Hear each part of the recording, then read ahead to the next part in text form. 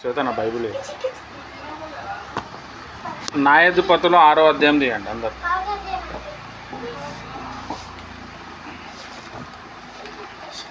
న్యాయాధిపతులు 6వ అధ్యాయం చదువుతా. లైట్ పెట్టవా?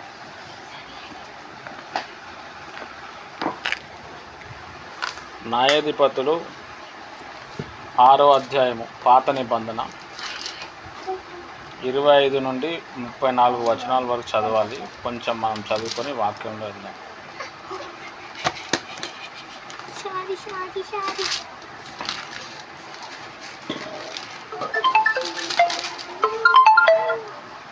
న్యాయాధిపతులు 6వ అధ్యాయము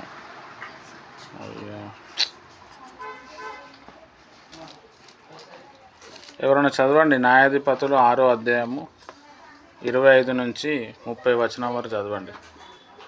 మరియు ఆ రాత్రి యందు యెహోవా నీ తండ్రి కోడను అనగా 7 ఏండ్ల లింగం యొద్దను తీసుకుని వచ్చి నీ తండ్రి కట్టిన బయలు యొక్క బలిపీఠమును పడగొట్టి దానికి పైగానున్న దేవతాస్తంభమును నరికివేసి తగిన ఏర్పాటుతో ఈ బండ కొనను నీ దేవుడైన యెహోవాకు బలిపీఠము కట్టి ఆ 2వ కోడను తీసుకుని వచ్చి నీవు నరికిన ప్రతిమ యొక్క కర్రతో దహన బలి నర్పించమని అతనితో చెప్పెను. కాబట్టి గిద్యోను తన పనివారిలో 10 మందిని తీసుకుని వచ్చి యెహోవా తనతో చెప్పినట్లు చేసెను. అతడు తన పితరుల కుటుంబమునకును ఆ ఊరి వారికిని భయపడినందున పగలు దానిని చేయలేక రాత్రివేళ చేసెను. ఆ ఊరి వారు వేకువనే లేచినప్పుడు బయలు యొక్క బలిపీఠమును విరగగొట్టబడి ఉండెను. దానికి పైగానున్న దేవతాస్తంభమును పడద్రోయబడి ఉండెను. కట్టబడిన ఆ బలిపీఠము మీద 2వ ఎద్దు అర్పింపబడి ఉండెను. అప్పుడు వారు ఈ పని ఎవరు చేసినదని ఒకరితోనొకరు చెప్పుకొనుచు విచారణ చేసి వెదికి యావాషు కుమారుడైన గిద్యోను ఆ పని చేసినట్లు తెలుసుకొనిరి. కాబట్టి ఆ ఊరి వారు నీ కుమారుడు బయలు యొక్క బలిపీఠమును పడగొట్టి దానికి పైగానున్న దేవతాస్తంభమును పడద్రోసెను గనుక అతడు చావవలెను, వానిని బయటికి తెమ్మని యావాషుతో చెప్పగా యావాషు తనకు ఎదురుగా నిలిచిన వారందరితో మీరు బయలు పక్షముగా వాదింతురా? మీరు వాని రక్షించుదురా?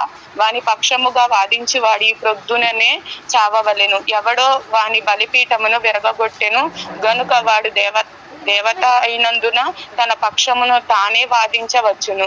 ఒకడు తన బలిపీఠమును విరగగొట్టినందున అతనితో బయలు వాదించుకొనిమ్ము అని చెప్పి ఆ దినమున అతనికి యరుబ్బయలును పేరు పెట్టెను.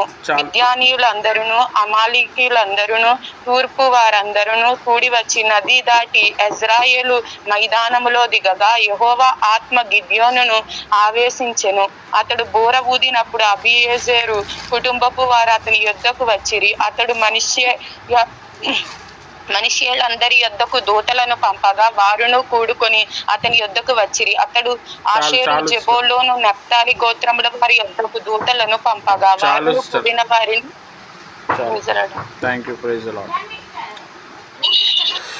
వాక్యం చదివిన ప్రవక్త అనుష సిస్టర్కి మా ప్రత్యేకమైన వందనాలు. మంచిది, దేవుని బిడ్డలకి నా హృదయపూర్వక వందనాలు. మరి ఈ సాయంత్రకాల సమయం ఈ విధంగా మనం కలుసుకోవటం ప్రభు చిత్తమై ఉన్నది. ఈరోజు కొన్ని ప్రాముఖ్యమైన విషయాలు మనము నేర్చుకుందాము, తెలుసుకుందాము. హల్లెలూయా. ప్రార్థన చేసుకుందాం. స్తోత్రం తండ్రి, పరిశుద్ధమైన దేవానికి వందనాలు. వాక్యంలో వెళ్తున్నాం, మాతో మాట్లాడు. నాకు కనిపించుము, అందరికీ కనిపించుము. నాతో మాట్లాడుము, అందరితో మాట్లాడుమని ప్రభు అయిన యేసు నామంలో ప్రార్థిస్తున్నాను తండ్రి. ఆమెన్. మంచిది. ఇక్కడ మనము వాక్యం చూస్తే దేవుని ప్రియమైన వారలారా, బలిపీఠం అనేది ఒకటి కనబడుతూ ఉన్నది. Main reason. మరి గిద్యోనుతో దేవుడు మాట్లాడాడు. గిద్యోనుతో దేవుడు మాట్లాడిన తర్వాత గిద్యోనుతో దేవుడు ఏమని చెప్పిండంటే, మీ నాన్న పూర్వీకులు కట్టిన బలిపీఠం ఉంది, ఆ బలిపీఠంని నువ్వు విరగొట్టవు అని చెప్పిండు. హల్లెలూయా. చాలా ప్రాముఖ్యం. ఈరోజు మనము బలిపీఠం గురించి తెలుసుకోవాలి. బలిపీఠంలో చాలా శక్తి ఉంటుంది. దేవుని కార్యాలను ఆపే శక్తి బలిపీఠంకి ఉంటుంది. అందుకే దేవుడు ఏం చేసిండంటే ఆ బలిపీఠాన్ని విరగొట్టమన్నాడు. బలిపీఠము అంటే ఏంది అని అంటే, ఇప్పుడు మన పూర్వీకులు మనం చూస్తే బలి అర్పించటానికి రాళ్ళు తర్వాత కర్రలు పెట్టి అక్కడ బలి అర్పించి ఆ బలిని కాలుస్తూ ఉంటారు, హోమం చేస్తూ ఉంటారు. హల్లెలూయా. అయితే ఈ బలిపీఠం వల్ల ఏమవుతుందంటే సైతాన్ యొక్క పవర్ బాగా యాక్టివేట్ అవుతూ ఉంటుంది. మన జీవితంలో కూడా మనం ప్రభువుని నమ్ముకున్న తర్వాత దేవుని ఒక పవరు యాక్టివేట్ కాకపోవటానికి కారణం ఏంటంటే ఈ బలిపీఠాలు అన్నమాట. హల్లెలూయా. ఈ బలిపీఠాన్ని మనం ఏం చేయాలంటే విరగొట్టాలి. ఎప్పుడైతే ఈ బలిపీఠాన్ని మనం విరగొడతామో సైతాన్ అనేది ఇక మన మీద పనిచేయదన్నమాట. హల్లెలూయా. ఇది చాలా ప్రాముఖ్యమైన విషయం. మనం బైబిల్ అంతా కూడా మనం చదివితే దేవుడు ఇజ్రాయెల్ ప్రజల్ని చాలా ప్రేమించిండు, వాళ్ళని అన్ని విధాలుగా కాపాడుకుంటూ వచ్చాడు. వాళ్ళ అరణ్యంలో ఉంటే కూడా కాపాడాడు. 40 సంవత్సరాలు వాళ్ళకు మన్నా ఇచ్చాడు, 40 సంవత్సరాలు నీళ్ళు ఇచ్చాడు. 40 సంవత్సరాలు వాళ్ళు ప్రయాణం చేస్తున్నప్పుడు కనీసం చెప్పులు తెగిపోలేదు, వాళ్ళ వస్త్రం కూడా చినిగిపోలేదు. వాళ్ళు ఎలా అయితే పెరిగిర్రో వాళ్ళ చెప్పులు పెరిగినాయి, వాళ్ళ వస్త్రాలు పెరిగినాయి. 40 సంవత్సరాలు పోషించడం అంటే మామూలు విషయం కాదు. అంత కంటికి రెప్పలాగా దేవుడు వారిని చూసుకుంటే ఆ ఇజ్రాయెల్ ప్రజలు ఏం చేసినారు అంటే నిజ దేవుడైన యెహోవా దేవుణ్ణి తిరస్కరించారు, వదిలేసారు, వేరే దేవుళ్ళు దేవతల వైపు వెళ్ళిపోయారు. అప్పుడు చాలా బాధ అనిపించింది ప్రభుకి. అప్పుడు దేవుడు ఏం చేశాడు అంటే సైతాన్కి అప్పచెప్పాడు. హల్లెలూయా. చాలా ప్రాముఖ్యమైన విషయం. సైతాన్కి అప్పచెప్పిన తర్వాత వేరే దేశాలకు అప్పచెప్పాడు. ఎప్పుడైతే వేరే దేశాలకి దేవుడు అప్పచెప్పిండో ఇజ్రాయెల్ ప్రజలు చాలా శ్రమలు, చాలా ప్రాబ్లమ్స్ వాళ్ళు ఫేస్ చేయటం మనం చూస్తాం. హల్లెలూయా. అయితే అప్పుడు ఎవరికైతే భారం ఉంటుందో దేవుడు ఎవరినో ఒక వ్యక్తిని ఎన్నుకొని ఆ వ్యక్తిని దర్శించి ఆ వ్యక్తితో మాట్లాడి ఆయనకు కొన్ని పవర్స్ ఇచ్చి ఆ ఇజ్రాయెల్ ప్రజల్ని విడుదల చేసేటోడు. న్యాయాధిపతుల గ్రంథం చదివినా లేకపోతే మోషే గ్రంథాలు చదివినా మనకి ఇది అర్థమవుతుంది.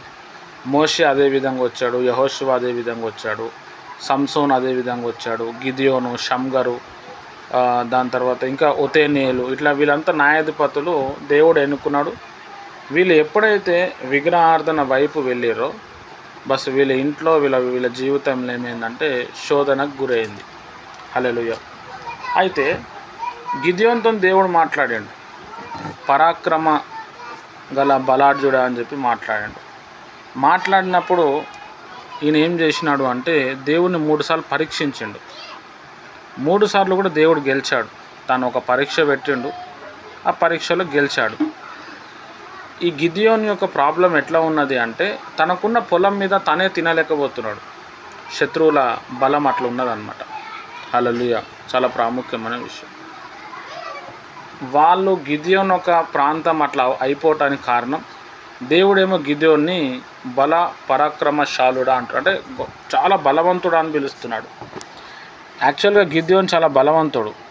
ఆయన వీక్ పర్సన్ అయిపోవడానికి కారణం ఏంటంటే వాళ్ళ పూర్వీకులు కట్టిన బలిపీఠం అన్నమాట. ఎప్పుడైతే గిదియోను దేవుడిని నమ్మి దేవుడు చెప్పిన మాట వింటున్నాడో అప్పుడు దేవుడు ఏమని చెప్పిండంటే మీ తండ్రి కట్టిన బలిపీఠని విరగ్గొట్టేసే అన్నాడు. హల్లెలూయా. నువ్వు విరగ్గొడితేనే పని జరుగుతుంది అన్నాడు.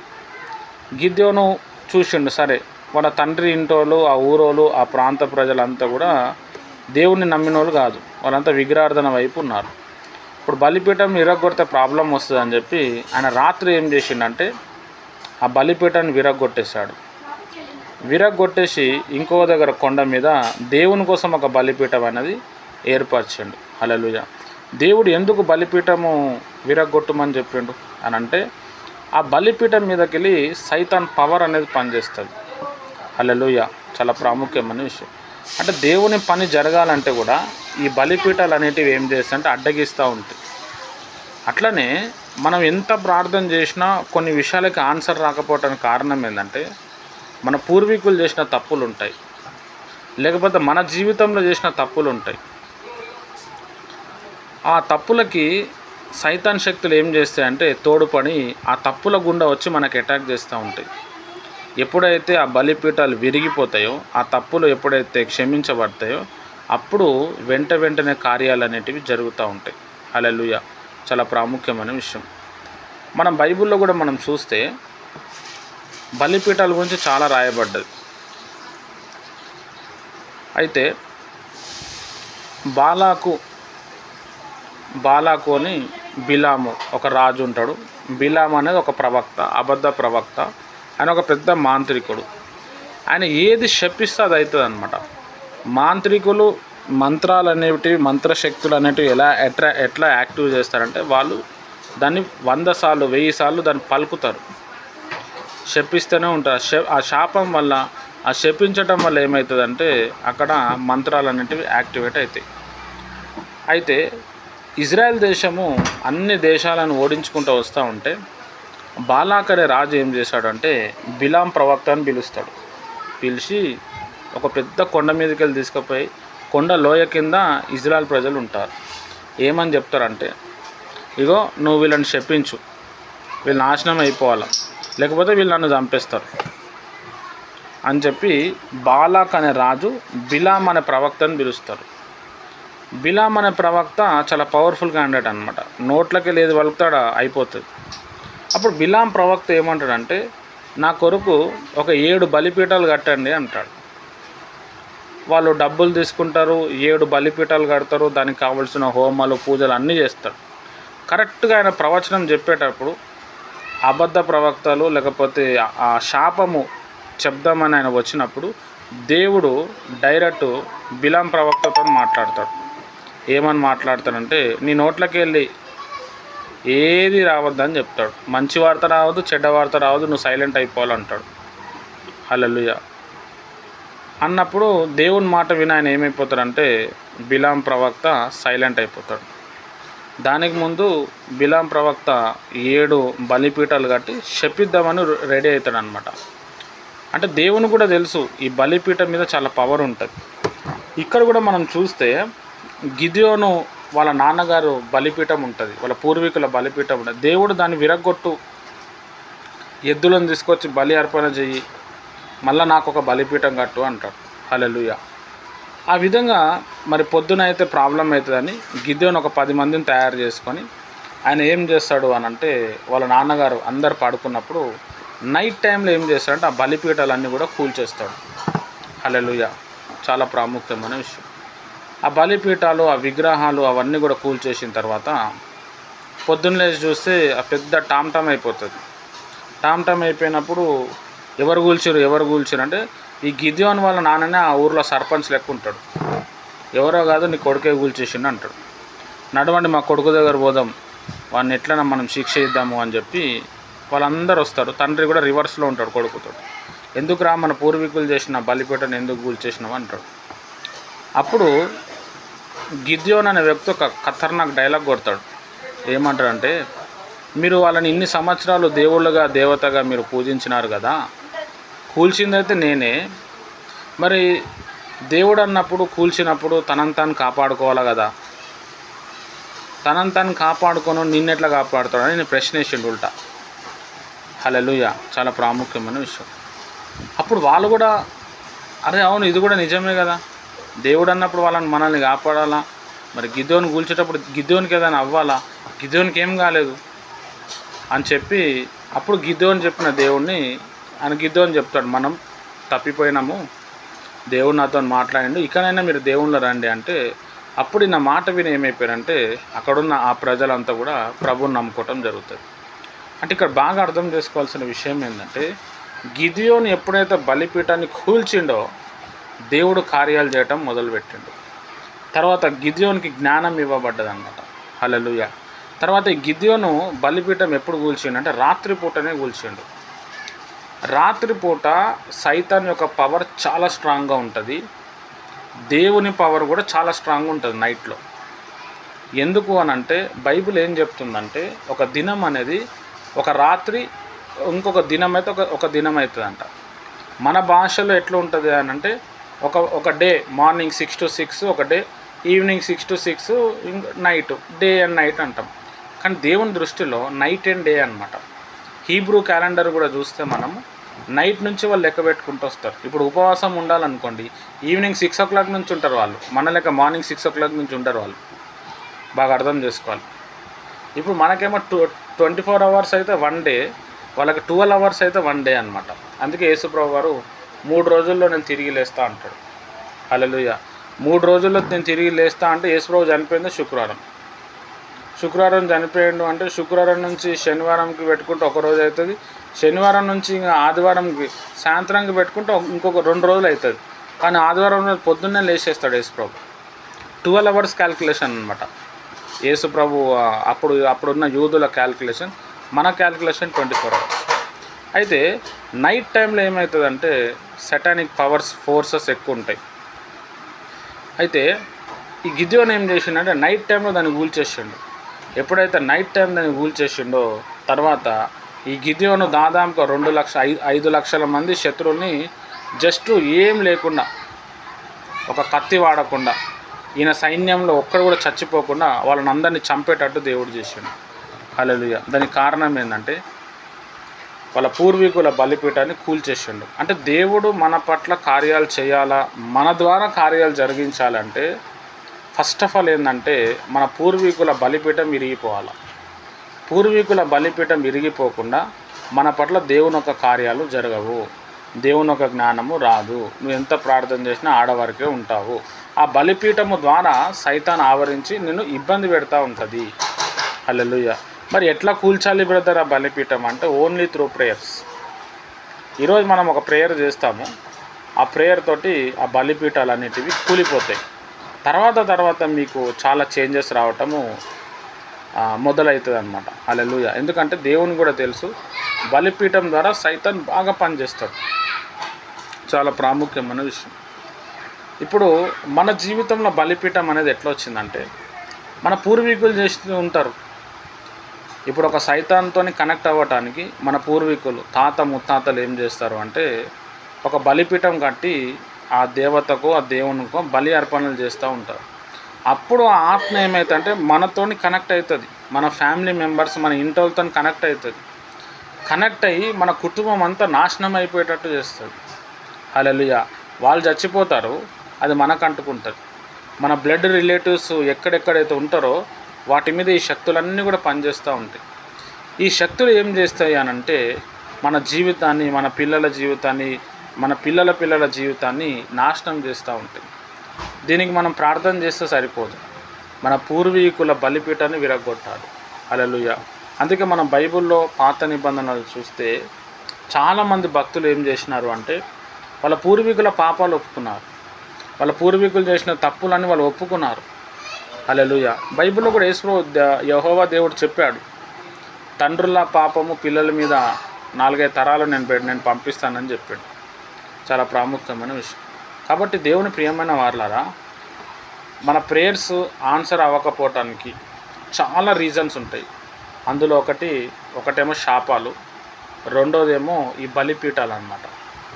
ఒక వ్యక్తి లోపల బలిపీఠము ద్వారా సైతాన్ ఫోర్స్ పనిచేస్తుందని ఎట్లా తెలుస్తుంది అంటే ఆ వ్యక్తికి చాలా వేదన ఉంటుంది. ఎప్పుడు ఆ వ్యక్తికి చాలా వ్యతిరేకం ఉంటుంది. ఆయన మంచిగా ఉన్నా కానీ నలుగురికి మంచి చేసిన ఈయనకి చెడే అవుతూ ఉంటుంది.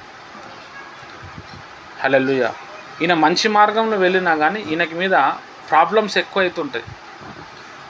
మనుషులు ఈ వ్యక్తిని ఉల్టా అర్థం చేసుకుంటూ ఉంటారు, అంటే నెగిటివ్గా అర్థం చేసుకుంటుంటారు. ఈ మనిషి చేసేది కరెక్ట్ ఉంటుంది కానీ అక్కడ నెగిటివ్ పబ్లిసిటీ అవుతుంది. హల్లెలూయా. ఇది ఒక బలిపీఠం పవర్ వల్ల ఏమవుతుందంటే ఆ మనిషి జీవితం అట్లా పతనం అవుతుంది. హల్లెలూయా.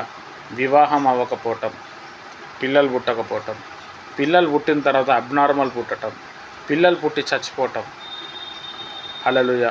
లేకపోతే పిల్లలు సరిగా మైండ్ ఉండకపోవటం. దాని తర్వాత ఈ వ్యక్తి చాలా కష్టపడుతూ ఉంటాడు, ఈ వ్యక్తికి మాత్రం సమాధానం రాదు, ఏదో నవ్వుతూ వెళ్ళిపోతూ ఉంటారు. హల్లెలూయా. చాలా ప్రాముఖ్యమైన విషయం. వేరే వాళ్ళు ప్రేయర్ చేసినా చేయకపోయినా వాళ్ళకి మాత్రం లైఫ్ ఈజీ ఉంటుంది, ఈ వ్యక్తికి మాత్రం లైఫ్ ఈజీ ఉండదు. ఎందుకు అనంటే ఆ బలిపీఠం ద్వారా కట్టిన ఆ వచ్చిన శక్తి ఏం చేస్తుందంటే ఈ వ్యక్తిని ఎక్కడ కూడా ఎదగనీకి ఇవ్వదు. ఇంకొక అద్భుతమైన సీక్రెట్ ఏంటంటే ఎప్పుడైతే ఈ బలిపీఠం వల్ల వచ్చే శక్తి వల్ల బాధింపబడుతున్న వ్యక్తి ఎవరైతే ఉన్నాడో ఈయన ఎప్పుడు ప్రార్థనలో గడితే అప్పుడు ఆ ఇంట్లో గొడవలు స్టార్ట్ అవుతాయి. ఒకరోజు ఉపవాసం ఉన్నాడంటే నెక్స్ట్ డే పెద్ద గొడవ. ఒక నైట్ ప్రార్థన చేసిందంటే నెక్స్ట్ డే మార్నింగ్ చాలా ప్రాబ్లమ్స్. ప్రార్థన చేస్తుంటే విడుదల రావాలా కానీ ఏంద్రనైనా ఇన్ని ప్రాబ్లమ్స్ వచ్చినాయని ఈ వ్యక్తికి అర్థం కాదు. ఎందుకంటే ఆ స్పిరిట్, ఆ ఆత్మ ఏమైందంటే ఈ బలిపీఠం ద్వారా వచ్చి ఏం చేస్తుంటే ఆ వ్యక్తిని నాశనం చేస్తూ ఉంటుంది. తర్వాత ఈ వ్యక్తి మూమెంట్ ఎట్లుంటుందంటే, అంటే ఒక వ్యక్తిలో ఈ బలిపీఠాల శక్తులు పనిచేస్తుందని ఎట్లా తెలుస్తుంది అంటే, ఈ వ్యక్తి ఎప్పుడు కూడా ఒక కన్ఫ్యూజన్లో ఉంటాడు, జ్ఞాపక శక్తి సరిగా ఉండదు, ఎవరు ఏది చెప్తే అది నమ్మేస్తాడు, ఎవరు ఏది చెప్తే వెళ్ళిపోయి ఈయన సొంతంగా డిసిషన్ తీసుకోలేడు. హల్లెలూయా. సొంతంగా నడవాలి అని అంటే భయం అవుతుంటుంది. ఇండిపెండెంట్గా ఉండలేడు, ఇండిపెండెంట్గా కొట్లాడలేడు. తనకున్న ఆశయాలు, కోరికలు, తనకున్న వేదన ఉంటే కూడా చెప్పుకోలేడు అనమాట. ఈ స్పిరిట్ అంతగా ఏం చేస్తుందంటే ఆ మనిషిని ఒత్తిడి చేస్తుంది. ఇంత ప్రాబ్లం ఉందని ప్రభువుని నమ్ముకుంటారు, కానీ ప్రాబ్లం మాత్రం విడుదల రాదు. హల్లెలూయా. చాలా ప్రాముఖ్యమైనది. మరి ఎట్లా బ్రదర్ ఇంత బలమైన ఈ బలిపీఠం నుంచి విడుదల పొందాలంటే సింపుల్, దానికి సంబంధించిన ప్రార్థన ఉంటుంది. ఆ ప్రార్థన చేస్తూ ఉన్నప్పుడు అది విరిగిపోతూ ఉంటుంది. హల్లెలూయా. ఈ బలిపీఠం శక్తులు మనలో రావటానికి మన పూర్వీకులు చేసింది ఉంటుంది. నెక్స్ట్ సెకండ్ పాయింట్ ఏంటంటే, మన పూర్వీకులు ఎవరో మాంత్రికులు ఉంటారు. మాంత్రికులు కావచ్చు, మంత్రగత్తెలు కావచ్చు. ఒక వ్యక్తి మాంత్రికుడు కావాలన్నా, మంత్రగత్తె కావాలన్నా వాడు ఒక శక్తితో కమిట్మెంట్ అవ్వాలా, అంటే ఒక శక్తితో కనెక్ట్ అవ్వాలా, ఒక ఆత్మతో కనెక్ట్ అవ్వాలా. ఈ ఆత్మతో కనెక్ట్ అయ్యే ముందు ఏమవుతుందంటే ఆ మంత్రగత్తె కావచ్చు, ఆ మాంత్రికుడు కావచ్చు, తన బాడీలో ఉన్న రక్తము ఆ శక్తికి ఇవ్వాలన్నమాట. హల్లెలూయా. ఎందుకు అనంటే ఒక దురాత్మ అనేది, ఒక చీకటి శక్తి అనేది రక్తం గుండా ఫ్లో అవుతుంటుంది, రక్తాన్ని ఆవరిస్తూ ఉంటుంది. హల్లెలూయా. తర్వాత ఆ రక్తం, ఆ ఇంటి రక్తం ఎవరెవరి మీద ఉంటుందో ఆ శక్తి వాళ్ళ మీద పనిచేస్తూనే ఉంటుంది. అంటే మనం చేసిన, మన పూర్వీకులు చేసిన, లేకపోతే విగ్రహార్థన కావచ్చు, లేకపోతే ఎవరినైనా ఏడిపించటం కావచ్చు, సైతానికి దారి ఓపెన్ చేసినట్టు అవుతుంది. అందుకే చాలామంది క్రైస్తవులు ప్రభువుని నమ్ముకొని కూడా చాలా అవస్థపడుతుంటారు. హల్లెలూయా. అయితే దేవుని ఒక మహాకృపను బట్టి ఆ అవస్థ నుంచి దేవుడు మనని ఈరోజు విడిపిస్తాడు. హల్లెలూయా. దానికి కావాల్సింది ఏంటంటే మనకి ప్రార్థన ఉండాలి.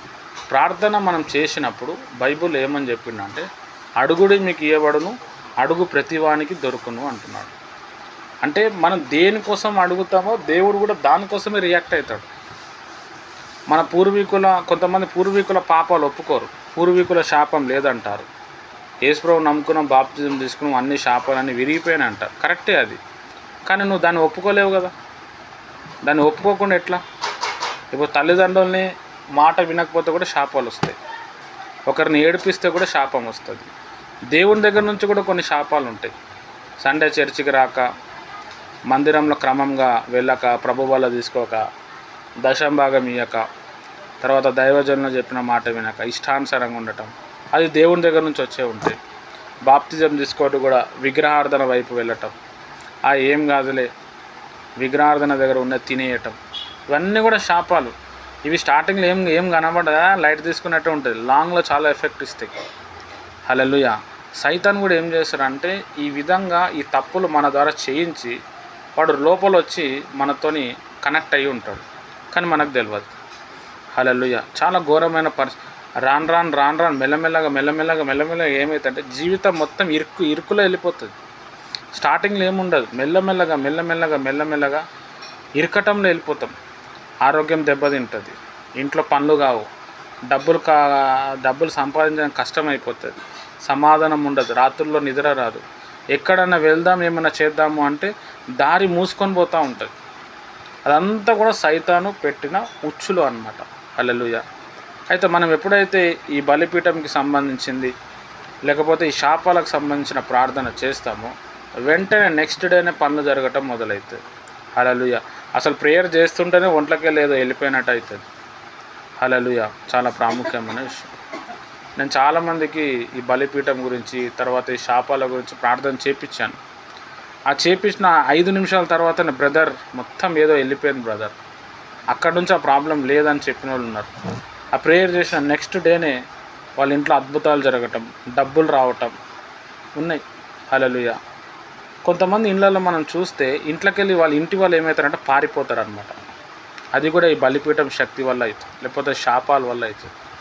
ఎప్పుడైతే ఆ ఇంట్లో ఎవరో ఒకరు వాళ్ళ పాపాలు ఒప్పుకోవటం వల్ల ఏమవుతుందంటే ఆ వెళ్ళిపోయిన వ్యక్తి వచ్చేస్తాడు. హల్లెలూయా. ఎన్నో సంవత్సరాల నుంచి ఉద్యోగం లేదు, వెంటనే ఉద్యోగం దొరికేస్తుంది. ఎన్నో అప్పులు అయిపోయాయి, వెంటనే అప్పులు తెగిపోతూ ఉంటాయి. హల్లెలూయా. చాలా ప్రాముఖ్యమైన విషయం. మన పూర్వీకులు చేసిన తప్పుల వల్ల మనకి ప్రాబ్లం వస్తుంది, పూర్వీకులు చేసిన మంచి వల్ల కూడా మనకు ఆశీర్వాదం వస్తుంది. అవన్నీ కూడా ఈ బలిపీఠాల శక్తి వల్ల, లేదు అంటే శాపాల వల్ల ఏమవుతుందంటే బ్లాక్ అయిపోతుంది. అందుకే మనం ఏం చేయాలంటే తరచుగా మన పూర్వీకుల పాపాలు మనం ఒప్పుకోవాలి, శాపాలు మనం ఒప్పుకోవాలి, దేవుని కొరకు సాక్షిగా మనం జీవించాలి. హల్లెలూయా. అప్పుడు అవన్నీ బ్రేక్ అయిపోతాయి. తర్వాత ఆగిపోయిన ఆశీర్వాదం ఏమవుతుందంటే వచ్చేస్తుంది. హల్లెలూయా. చాలా ప్రాముఖ్యమైన విషయం. చాలామందికి ఒక ప్రశ్న ఏంది అని అంటే, దేవుడు నమ్మిన తర్వాత కూడా నా పరిస్థితి ఎందుకు ఇట్లా ఉంది?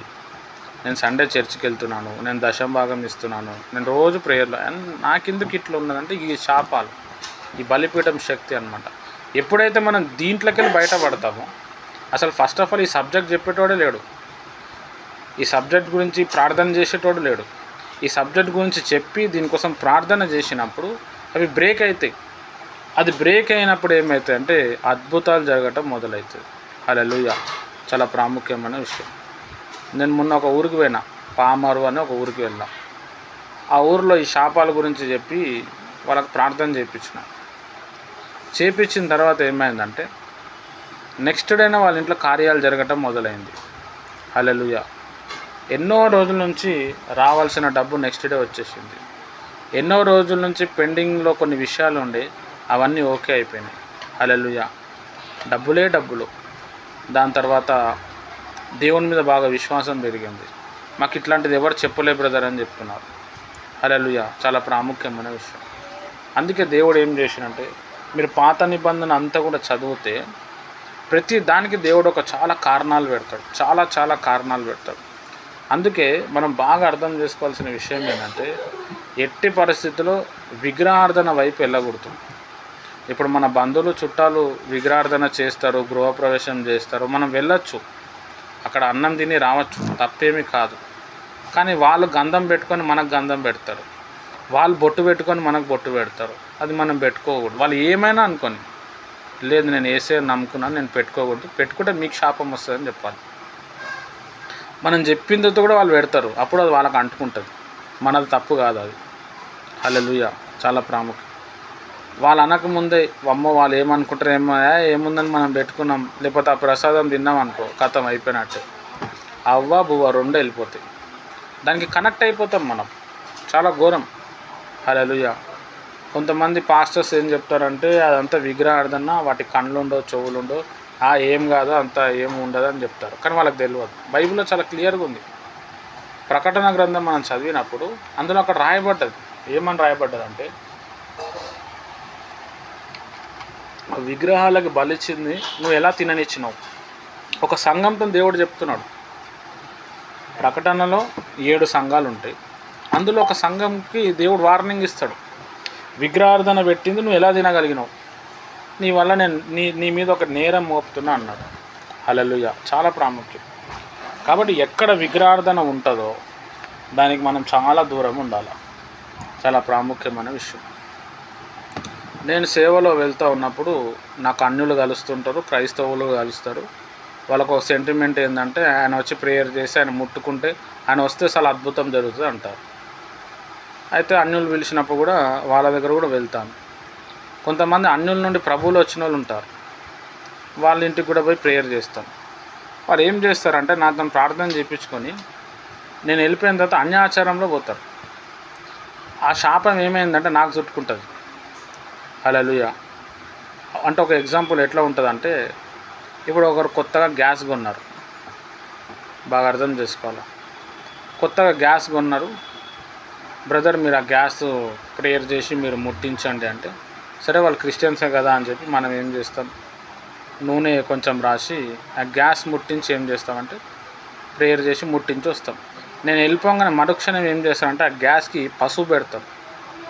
పసుపు పెట్టి దాన్ని మొక్కి దానికి అగరబత్తి అటు ఇటు తిప్పేస్తారు. అది నేను రాకుండా నాకు ముందే వాళ్ళు చేసుకుంటే అయిపోతుంది కదా. హల్లెలూయా. అక్కడ ఏమైపోతుందంటే వాళ్ళకి ప్రాబ్లం, నాకు ప్రాబ్లం. ఇట్లనే మనకు తెలిసిన వాళ్ళు, నా దగ్గర బాప్తిజం తీసుకున్న వైఫ్ అండ్ హస్బెండ్ ఉన్నారు. వాళ్ళు ఒక ఇల్లు కొన్నారు. ఇల్లు కొనిన తర్వాత బ్రదర్ మా ఇంటికి వచ్చి మీరు ప్రేయర్ చేయాలా అని చెప్పాను. నేను మంచిగా సాఫ్ సీదా చెప్పిన, మీరు దేవుణ్ణిలో ఉంటారా లోకంలో ఉంటారా?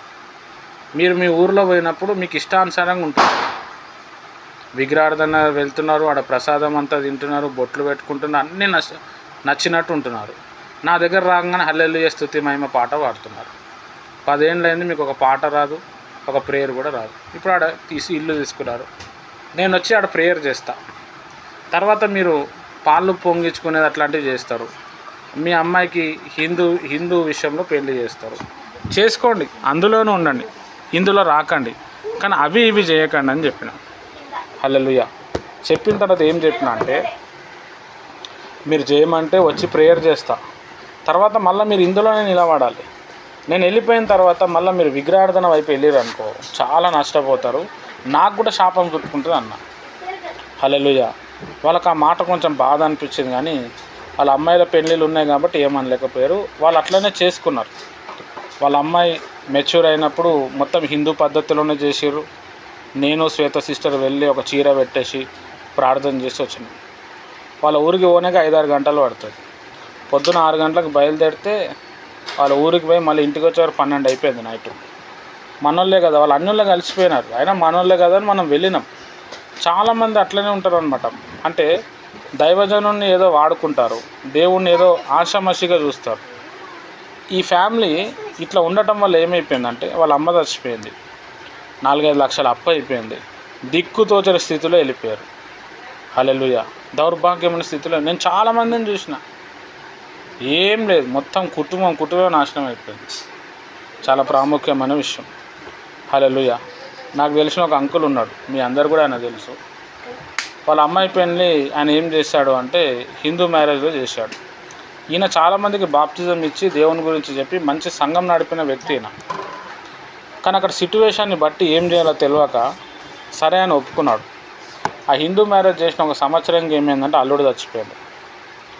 తర్వాత మా కొడుకుని నువ్వే చంపేసినావని వాళ్ళ అత్తగారు వాళ్ళంతా, అమ్మాయి వాళ్ళ అత్తగారు వాళ్ళు ఏం చేశారంటే వీళ్ళ మీద చేతపడి ప్రయోగం చేశారు. వీళ్ళ భార్యకి దయ్యం పట్టింది. ఒకానొక క్షణంలో అయితే ఆమె చచ్చిపోయింది. బస్సులో ఉండి నేను ప్రేయర్ చేస్తే ఆమె మళ్ళీ లేచి కూర్చుంది. ఇప్పుడు కూడా విగ్రహార్థంలో ఉన్నారు వాళ్ళు. ఇప్పుడు ఈ అంకుల్ మొత్తము దీన స్థితిలో వెళ్ళిపోయాడు. హల్లెలూయా. అయినా కానీ పోయి ప్రార్థన చేసి వస్తున్నాము, కానీ మొదట్లో ఉన్నంత భక్తి, ఆ భారం అనేది వస్తలేదు. హల్లెలూయా.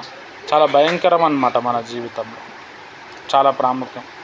అంటే బైబిల్ మీద పెద్దగా నాలెడ్జ్ లేని వాళ్ళు ఏం కాదు అన్నీ చేయొచ్చు, ఫ్యామిలీ గురించి కూడా ఆలోచించాలన్నట్టు ఉంటుంది. బైబిల్ బాగా చదివేటోనికి దాని గురించి తెలుస్తుంది. కాబట్టి దేవుని ప్రియమైన వారలారా, విగ్రహార్థన అనేది చాలా భయంకరం. క్రైస్తవంలో కూడా విగ్రహార్థన ఉన్నది. క్యాథలిక్స్లో యేసుప్రభు బొమ్మకు మొక్కుతారు, పాస్టర్లకు మొక్కుతారు. చాలా తప్పది. ఇప్పుడు ఇంటి పెద్ద మనుషులు ఉంటారు, వాళ్ళకి జస్ట్ ఏదో రెస్పెక్ట్ కోసం మొక్కితే అది వేరు. యేసుప్రభు బొమ్మలకు మొక్కుతారు, చాలా తప్పది. దానికి క్యాండిల్ పెడతారు, దానికి అగరబత్తి పెడతారు. హల్లెలూయా. అదంతా కూడా చాలా ఘోరం అన్నమాట. దీనివల్ల ఏమవుతుందంటే జీవితంలో చాలా కోల్పోతాం. స్టార్టింగ్లో అయితే ఏం తెలియదు, లాస్ట్లో చాలా కోల్పోతాం. ఫస్ట్ ఆఫ్ ఆల్ ఏంటంటే దేవునిలో ఉన్న సారం అనేది తగ్గిపోతుంది. కాబట్టి దేవుని ప్రియమైన వారారా, మ్యాక్సిమం మన జీవితాన్ని మనం ఏం చేయాలంటే ప్రభు కొరకు నిలబడినప్పుడు ప్రభు కొరకే మనం ఉండాలి. ఏదేమైనా కానీ, పిల్లల పెళ్ళిళ్ళు వస్తున్నాయి, వాళ్ళు అలా అన్నారు, వీళ్ళు ఇలా అన్నారు, ఈ పద్ధతి మెయింటైన్ చేస్తే ఆ పద్ధతి మెయింటైన్ చేస్తే చాలా కోల్పోతాం. మన మనోళ్ళ కోసం చూస్తే ఉన్నదంతా కూడా ఎగిరిపోతుంది. హల్లెలూయా. ఇప్పుడు ఆమె పార్వతక్క, ఎవరో సాలూరు పార్వతక్క చెప్పారు. ఇప్పుడు కొంతమంది క్రిస్టియన్స్లో ఒక ట్రెండ్ అనమాట, సిల్వ మాల అని చెప్పి ఒకటి వేస్తారు, తెల్ల బట్టలు వేసుకుంటారు. ఇక సేమ్ వాళ్ళు కూడా 40 రోజులు ఉంటారు. హల్లెలూయా. ఇప్పుడు ఆమె యాక్సిడెంట్తో చచ్చిపోయింది. చాలా ప్రాముఖ్యం.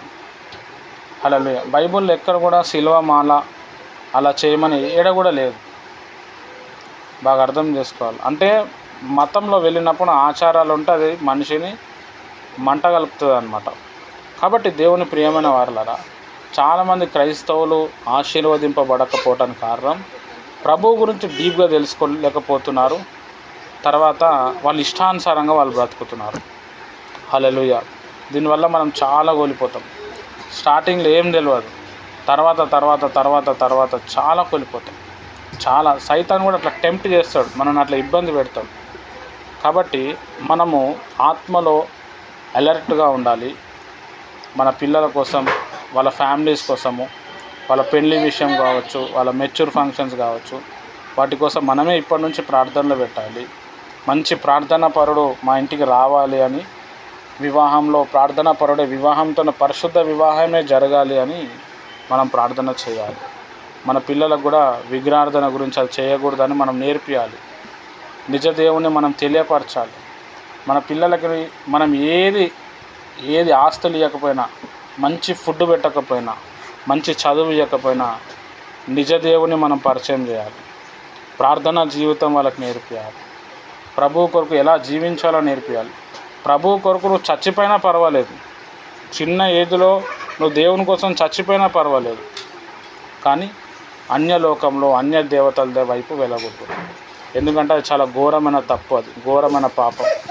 దాని అవస్థ, దాని బాధ చాలా భయంకరంగా ఉంటుంది. హల్లెలూయా. కాబట్టి దేవుని ప్రియమైన వారలారా, ఇప్పుడు మనము ఈ బలిపీఠం కోసం మనం ప్రార్థన చేద్దాం. తర్వాత నేను చెప్పింది కూడా మీరు ధ్యానం చేయండి.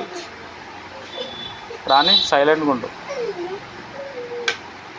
ఈ న్యాయాధిపతుల 6వ అధ్యాయము 24 నుంచి లాస్ట్ వచనం వరకు మళ్ళీ ఒకసారి చదవండి, దాన్ని ధ్యానించండి. హల్లెలూయా. ఎప్పుడైతే పూర్వీకుల బలిపీఠము మరి గిద్యోను విరగొట్టిండో, తర్వాత దేవుడు అతని పట్ల కార్యాలు చేయటం జరిగింది. మన పూర్వీకులు ఏమేమో చేసిర్రు, ఇప్పుడు మన టైం. మనం నిజ దేవుణ్ణి వెతుకుతున్నాం. ఆ దేవుణ్ణి మనం మనసారా వెతకాలి. హల్లెలూయా. నువ్వు ఎన్ని తప్పులు చేసినా ప్రభు క్షమించడానికి రెడీగా ఉన్నాడు. కానీ ప్రభు చెప్పినట్టు వినాలి. చాలా ప్రాముఖ్యమైన విషయం. ఒక మనిషి తప్పు చేయటానికి కారణం ఏంటంటే సిట్యువేషన్ డిమాండ్ చేయటం వల్ల ఆ మనిషి పడిపోతాడు. సైతాను శోధన వల్ల ఒక మనిషి పడిపోతాడు. అవన్నీ దేవుడు ఓకే అంటాడు. కానీ దేవుడు చెప్పేది ఏంటంటే, నువ్వు ఏదైనా ఉంటే నాకు చెప్పు, నాకు అడుగు, ప్రతిదీ నాకు అడుగు అంటున్నాడు. చాలా ప్రాముఖ్యమైన విషయం. ఇప్పుడు నాకు తెలిసిన ఒక ఆంటీ గారు ఉన్నారు. ఆమె ఎన్నోసార్లు చావు బతుకులో వెళ్తే కూడా ప్రార్థన చేసి నేను లేపినాను. హల్లెలూయా. తర్వాత ఆమె దేవుణ్ణి నమ్ముకుంది, కానీ బాప్తిజం అనుభవంలోనికి రాలేదు. ఎప్పుడు చూసినా బాప్తిజం కోసం వద్దు, ఇంక వేరే ఏదైనా చెప్పు, మంచి కానుక ఇస్తుంది, మంచి ఆదరిస్తుంది, మంచిగా ప్రేమిస్తుంది, కానీ బాప్తిజం తీసుకోదు. ఇష్టం లేదు ఆమెకి. మళ్ళీ నేనే దేవుడిని నమ్ముకున్నా అంటుంది. ఒకరోజు బాగా మంత్రాలు ఎఫెక్ట్ అయితే నేను చెప్పిన, నువ్వు బాప్తిజం తీసుకోకుండా అమ్మా, నువ్వు ఎన్ని చేసినా కానీ నీకు వర్కౌట్ కాదు, దేవుడు నీకు ముళ్ళు పెట్టి పిలుస్తున్నాడు, దేవుని దగ్గరికి నువ్వు వచ్చాయని చెప్పినాను. అయితే ఆమె చెప్పిన మాట ఏంటంటే, లేదు నీకు కూడా మంత్రాలు చేతపడి చేస్తున్నారు, అందుకే నువ్వు నాతో ఇలా మాట్లాడుతున్నావు అన్నది. అప్పటి నుంచి నేను వదిలేసిన, ఏం చెప్తలేను. మొన్న కూడా ఏమైపోయిందంటే, ఏందో బ్రదర్ మీరు ప్రేయర్ చేస్తూ కూడా పని అవుతలేదు అన్న. మళ్ళీ నేను ఎత్తుకున్నాను, మీరు అప్పుడు అలా అన్నారు అందుకే నేను చెప్తలేనమ్మా, ఎంత చేసినా కాదు, కానీ సైలెంట్గా ఉండు. బాగా చేతపడే శక్తులు బాగా భయంకరం. ఆ చేతపడే శక్తుల నుంచి విడుదల పొందకపోవటం వల్ల ఎవరో చెప్పారు అని చెప్పి ఆ 7 రూపాయల దగ్గరకు ఎక్కడికో వెళ్ళి బాగా మంత్రాలు గింత్రాలు వేయించి కోడ్లను మేకలను కోపించి ఆడొక 10-15 వేలు ఖర్చు పెట్టుకొని వచ్చింది. ఆమెతో పాటు వాళ్ళ అమ్మ ఉంది, వాళ్ళ అమ్మ అడ్డం పడిపోయింది, ఈమె మంచిగా అయిపోయింది. ఇక రోజంతా పండుకుంటూనే ఉంటే డల్ అయిపోయింది. వాళ్ళ అమ్మగారి గురించి చెప్పి మళ్ళీ నా దగ్గర ప్రార్థన చేయగానే ఆమె మంచిగా అయిపోయింది. ఆమె మంచిగా అయిపోయిన తర్వాత ఈమె డల్ అయిపోయింది. మళ్ళీ ఈమెకి గంటకి 2 గంటలకు మళ్ళీ ప్రార్థన చేస్తే ఈమె మంచిగా అయిపోయింది. ఈమె నాకేమంటుంది, వాళ్ళు మంత్రాలు వేస్తున్నప్పుడు నా ఒంట్లో శక్తి వచ్చి మిమ్మల్ని అందరినీ లేపేస్తా అన్నది, నువ్వు ప్రార్థన చేస్తే వెళ్ళిపోయింది, నువ్వు జాగ్రత్తగా ఉండు అని నాకు అన్నది. హల్లెలూయా. నేను ఏమన్నా అంటే, నేను జాగ్రత్తగానే ఉన్నాను, నా తరఫు నుంచి మీరు ఏం నేర్చుకోరు అని అడిగినా నేను. హల్లెలూయా. చాలా ప్రాముఖ్యమైన విషయం. ఆమెకి ఏం చెప్పాలో అర్థమవుతలేదు. ఆల్రెడీ ఆ మంత్రాల కోసం 10,000 15,000 ఖర్చు పెట్టింది, అది వేస్ట్ అయిపోయింది ఆడ. మళ్ళీ సేమ్ అదే అటాక్. హల్లెలూయా. అంటే ఇక్కడ ఏం జరుగుతుందంటే ఈ మీద ఒంటి మీద మంత్రాలు చేతబడి చేసినప్పుడు వేరే దగ్గరికి వెళ్ళినప్పుడు విడుదల వస్తుంది. తర్వాత ఈమెకి ఇబ్బంది పెట్టేటోళ్ళు ఏం చేస్తున్నారో మళ్ళీ వేరే పవర్ని పంపిస్తున్నారు, వేరే శక్తిని పంపిస్తున్నారు. ఒకటి వెళ్ళిపోతుంది, ఇంకొకటి వస్తుంది. మనమేమో ఫ్రీగా ప్రార్థన చేస్తున్నాం, విడుదల వస్తుంది. ఆ విలువ తెలుస్తలేదు. హల్లెలూయా. ఎప్పటికి కూడా విడుదల రాదు. ఎందుకు అని అంటే ఒక వ్యక్తికి మంత్రాల నుంచి చేతపడి శక్తుల నుంచి విడుదల రావాలి అంటే అతడు ఖచ్చితంగా నీటి బాప్తిజం తీసుకోవాలి.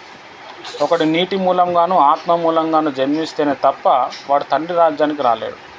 అంటే బాప్తిజం అనుభవంలో రాకుండా నువ్వు ఎన్ని ఉపవాస ప్రార్థనలన్నా చేయి, ఎన్ని కానుకలన్నా ఇవ్వు, సండే మందిరానికి కూడా పో, పని కాదు.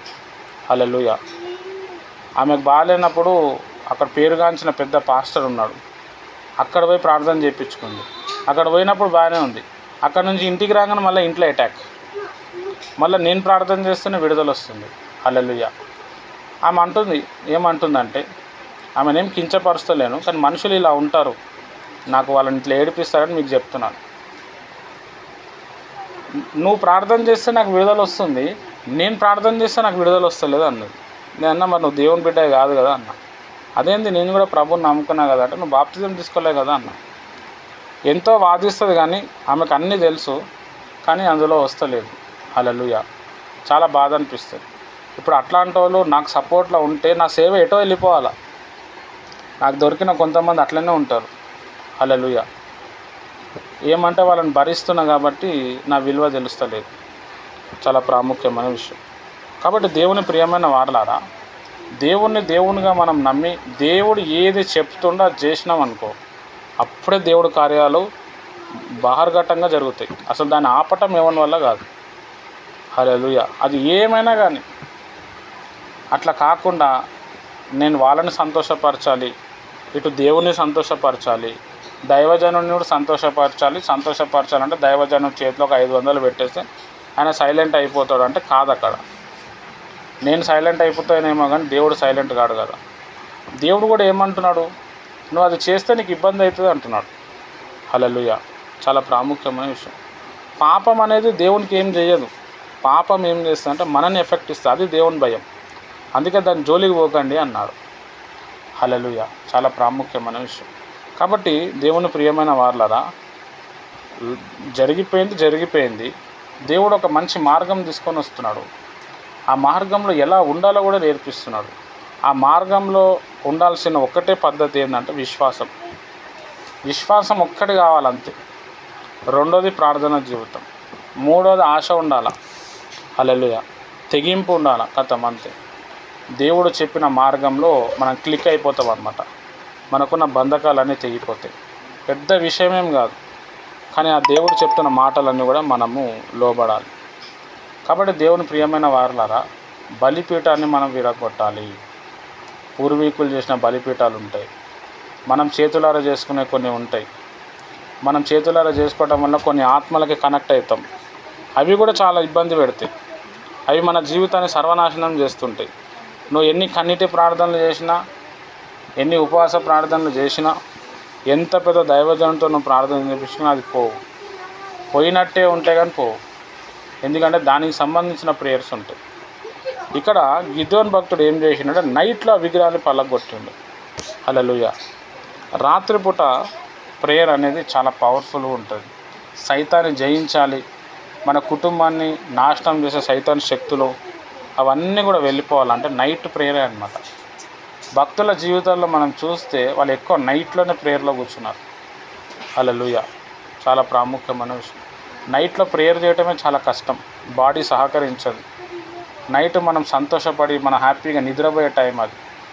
కానీ ఆ నిద్రను ఆ నిద్ర ఇచ్చే ఏదైతే కంఫర్ట్ని మనం పక్కన పెట్టి మనం ప్రేయర్లో ఉంటేనే అద్భుతాలు ఆశ్చర్యకార్యాలు జరుగుతాయి. మీరు శోధనలో ప్రవేశించకుండానట్లు మెలకువగా ఉండి ప్రార్థన చేయండి అన్నారు. హల్లెలూయా. మన జీవితంలో 50% ఓన్లీ మనం నిద్రతోటే మనం గడిపేస్తాం అన్నమాట. చాలా ప్రాముఖ్యమైన విషయం. హల్లెలూయా. కాబట్టి మీకు మార్నింగ్ టైం ఫోన్ వస్తుంది, దయచేసి మీరు రాని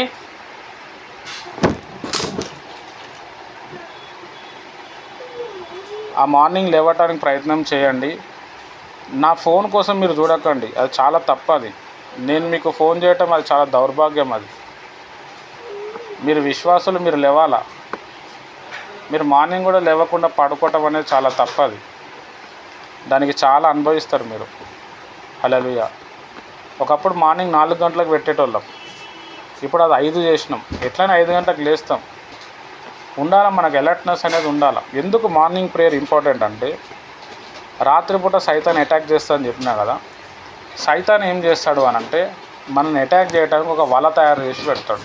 రోజు ఒక వల ఉంటుంది, ఆ వల వేసేస్తాడు మనకు నిద్రలో. మనకు కళలు వస్తాయి కదా, ఆ కళల వల అన్నమాట, చిక్కుముడి అన్నమాట. ఆ వల వేసినప్పుడు మనకు తెలియదు. మనం మార్నింగ్ లేచి మనం ప్రేయర్లో ఉన్నప్పుడు ఆ వల తెగిపోతుంది, కాలిపోతుంది. మనం ప్రేయర్లో లేనప్పుడు ఏమైందంటే ఆ వల మనం చుట్టుకొని ఆ రోజంతా డిస్టర్బ్ చేస్తుంది. మెల్లమెల్లగా దౌర్భాగ్యమైన స్థితిలో వెళ్ళిపోతాం. నేమ్లీ క్రిస్టియనే ఉంటాం, దేవుని ఒక శక్తిని మనం ఆస్వాదించలేం. హల్లెలూయా. కాబట్టి మన జీవితంలో మార్నింగ్ ప్రేయర్ అనేది చాలా ఇంపార్టెంట్. స్టార్టింగ్లో బాడీ సహకరించదు, చేయటంలో అలవాటు అవుతుంది. మీకు ఫోన్ చేసి నెట్ ఆన్ చేయమని చెప్పి ఇందులో రామని చెప్పటం ఎన్నో రోజుల నుంచి చేస్తున్నా నేను. కానీ అది కొంతమంది ఏమో ఎప్పుడు ప్రేయర్ ఉంటుందని కొంతమంది అలర్ట్ ఉండి వస్తున్నారు, కొంతమంది రాలేకపోతున్నారు. దేవుడిచ్చే ఆశీర్వాదం, దేవుని ఒక పవరు, దేవునితో కలిసి నడిచే ఆ యోగ్యత అనేది మార్నింగ్ టైంలో మీరు పోగొట్టుకుంటున్నారు. హల్లెలూయా. మరి అద్భుతాలు, ఆశ్చర్యకార్యాలు అన్నిటివి మీ జీవితంలో జరగవు. మనం దేవునికి ఇవ్వాల్సింది ఇవ్వక, దేవుడు చెప్పింది మనం చేయక, దేవుని దగ్గర నుంచి ఎక్స్పెక్ట్ చేయటం అనేది చాలా పెద్ద క్రైమ్. అది చాలా తప్పదు. హల్లెలూయా. బాగా అర్థం చేసుకోవాలి. మనం దేవునికి లోబడకుండా సైతానికి లోబడుతున్నాం. మరి మన జీవితంలో కార్యాలు ఎట్లా జరుగుతాయి? మళ్ళీ మనం దేవుని బిడ్డలమని చెప్తున్నాం. దేవుని బిడ్డలు అని అంటే వాళ్ళకు ఒక పోరాటం ఉంటుంది. అసలు యేసు ప్రభువుని నమ్మటమే ఒక యుద్ధానికి ఒప్పుకున్నట్టు. ప్రతిరోజు యుద్ధం ఉంటుంది. హల్లెలూయా. ప్రతిరోజు మనకు పోరాటం ఉంటుంది. ప్రపంచం మొత్తంలో 100%లో 1% వ్యక్తులు ఏం చేస్తారంటే మార్నింగ్ ప్రేయర్ను ఉపయోగిస్తారు. మార్నింగ్ టైంలో లేస్తారు. ఈ మార్నింగ్ టైం ఎండ భూమి మీద రాకముందే ఎవరైతే లేచి దేవుని వెతుకుతారో వాళ్ళు ఉన్నతమైన స్థాయిలో వెళ్ళిపోతారు. గొప్ప గొప్ప భక్తులు, దేశాలను కదిలించిన వాళ్ళు, పెద్ద పెద్ద సంఘాలు కట్టిన వాళ్ళు, వీళ్ళంతా కూడా ఎండను చూడకముందే దేవుని చూడడం మొదలుపెట్టారు. అందుకే వారి పట్ల దేవుడు కార్యాలు చేసింది. మనం దేవునికి ఎంత రెస్పెక్ట్ ఇస్తామో దేవుడు అంత కార్యాలు చేస్తాడు. దేవునికి రెస్పెక్ట్ ఇవ్వలేదంటే ఎవరికి రెస్పెక్ట్ ఇస్తున్నట్టు? సైతానికి ఇస్తున్నట్టు. పొద్దున్న లేచి దేవుని కలుస్తలేము అంటే ఎవరిని కలుస్తున్నట్టు? సైతాన్ని కలిసినట్టు. సైతాన్ని కలిసి సైతాను పెట్టిన వలలో ఇరుక్కొని దాని తర్వాత మనం ప్రభా వల నుంచి విడిపియమంటే ఏడన విడిపిస్తాడు. చాలా ప్రాముఖ్యమైన విషయం. కాబట్టి మార్నింగ్ ప్రేయర్ని మీరు మానకండి. మీరు ఒకవేళ ఇందులో రాకపోయినా కానీ మీరు ప్రేయర్లో గడపండి. ఇందులో రావటానికి ముఖ్య కారణం ఏంది అనంటే మీకు అది ఒకటి అలవాటు అవ్వాలి. ఈ గ్రూప్ ఎన్ని రోజులు నడుస్తుందో తెలియదు, చెప్పలేం. ఒకటేసారి పటాపంచలే అన్నీ ఆగిపోయే ఛాన్సెస్ కూడా ఉంటాయి. దేవుడు ఏదైనా చేస్తాడు. మేము అయ్యో ఆయన మంచిగా ఫోన్ చేస్తుండే, మంచి ప్రేయర్లో ఉంటుండే, ఇప్పుడు ఆయన ఉంచలేడు అని పడుకోవటం కాదు. మీకు మీరు స్వదాగా మోకాళ్ళ అనుభవం మీరు డెవలప్ చేసుకోవాలి. దేవుని కోసం ఉండడానికి ప్రయత్నం చేయాలి. ఇప్పుడు నేను చెప్పినప్పుడు చేసేద్దాం పొడిచేద్దాం అని అనిపిస్తుంది, నెక్స్ట్ డే ఏముండదు. ఎందుకు అనంటే మీకు అనిపిస్తుంది కానీ మీరు దానికోసం ప్రార్థన చేస్తలేరు. మీరు రాత్రిపూట ప్రార్థన చేయాలి. ప్రభా నేను మార్నింగ్ లేవాలి, లేచేటట్టు నాకు సహాయం చేయంటే దేవుడు లేపుతాడు. హల్లెలూయా. మార్నింగ్ టైంలో దేవుడు తన దూతని పంపించి మనకు లేపుతూ ఉంటాడని బైబిల్లో రాయబడ్డది. కాబట్టి చాలా ప్రాముఖ్యమైన విషయం. మంచిది, మనం ఇప్పుడు ప్రేయర్ చేద్దాము. అందరూ కూడా మీ తల మీద చేయి పెట్టుకోండి. మీ రైట్ హ్యాండ్ మీ తల మీద చేయి పెట్టుకోండి. నేను ఇప్పుడు బలిపీఠం కోసం ప్రేయర్ చేస్తాను, మీరు కూడా ప్రేయర్ చేయండి. తద్వారా మీకు ఆ బలిపీఠం మీద ఉన్న శక్తి అనేది కూలిపోతుంది. ఏదో బాడీ లోపలికి వెళ్ళిపోతున్నట్టు మీకు తెలుస్తుంది. మీరు మీ ఇంట్లో మీరు ఒక్కరే మీ కుటుంబం కోసం బలిపీఠం కోసం మీ ఒక్కరు ప్రార్థన చేసినా కుటుంబం అంతటికి విడుదల వస్తుంది. ఊరిలో ఉన్న వాళ్ళకందరికీ విడుదల వస్తుంది. మీ ఒక్క ప్రేయర్ చాలా ప్రాముఖ్యమైన విషయం. మంచిది, మనం ప్రార్థన చేసుకుందాం. నేను ఫస్ట్ ప్రార్థన చేస్తాను, తర్వాత నేను ఏదైతే చెప్తానో ఆ ప్రేయర్ కూడా మీరు పలకండి. ఈ వాక్యం చెప్తూ ఉన్నప్పుడు మీరు కొంతమంది ఫోన్ చూసుకుంటూ ఉంటారు, కొంతమంది టీవీ చూస్తూ ఉంటారు, కొంతమంది వంట చేస్తూ ఉంటారు. అదే సైతాన్ లీడ్ చేస్తుందని అదే అర్థం అన్నమాట. దురాత్మ అనేది మీ మీద పనిచేస్తుంది అనడానికి ఇదే నిదర్శనం. ఎందుకంటే ఈ వాక్యం వినడానికి ఇవ్వదు. హల్లెలూయా. చాలా ప్రాముఖ్యమైన విషయం. మీ ఇష్టం, మీకు ఎట్లా అనిపిస్తే అట్లా చేయండి. నేనైతే మీకోసం ప్రేయర్ చేస్తున్నా. ఎస్, నాకు ఇప్పుడు విడుదల వస్తుందని ఎవరైతే నమ్ముతారో ఖచ్చితంగా నీకు విడుదల వస్తుంది ఇప్పుడే. లేదంటే మీరు చాలా కోల్పోతారు. రాబోయే దినాల్లో చాలా కోల్పోతారు, చాలా ప్రాబ్లమ్స్ వస్తాయి. రైట్, మంచిది, మనం ప్రార్థన చేసుకుందాం. నేను ప్రేయర్ చేస్తాను. స్తోత్రం తండ్రి, పరిశుద్ధమైన దేవానికి వందనాలు. ప్రభా, నీ బిడ్డలకి ప్రభా మరి బలిపీఠం గురించి నాతో మాట్లాడు.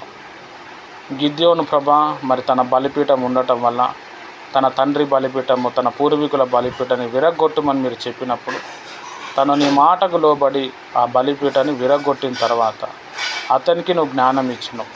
అతను ఒక గొప్ప యోధుడుగా మార్చినావు. అతడి జీవితమే మారిపోయింది. ఒక్కడు ఇజ్రాయెల్ దేశాన్ని మొత్తం రక్షించిండు ప్రభా. ఆ మిద్యాను ప్రజల నుంచి విడుదల చేసినాడు తండ్రి, నీకు స్తోత్రం ప్రభా. మా పూర్వీకులు కట్టిన బలిపీఠాలు, మా పూర్వీకులు ఉన్న మాంత్రికులు ప్రభా, వాళ్ళ పాపాలన్నీ నేను ఒప్పుకుంటున్నాను. యేసు నామములో ఆ పాపాలు క్షమించు. ఆ బలిపీఠపు ఆత్మని యేసు నామములో కూల్చివేయండి ప్రభా. మా జీవితంలో గొప్ప కార్యాలు జరిగించు. ఇప్పుడు ఈ ప్రార్థన చేస్తున్నప్పుడు నీ బిడ్డలకు విడుదల కలుగును గాక, నీ బిడ్డలకు నెమ్మది కలుగును గాక.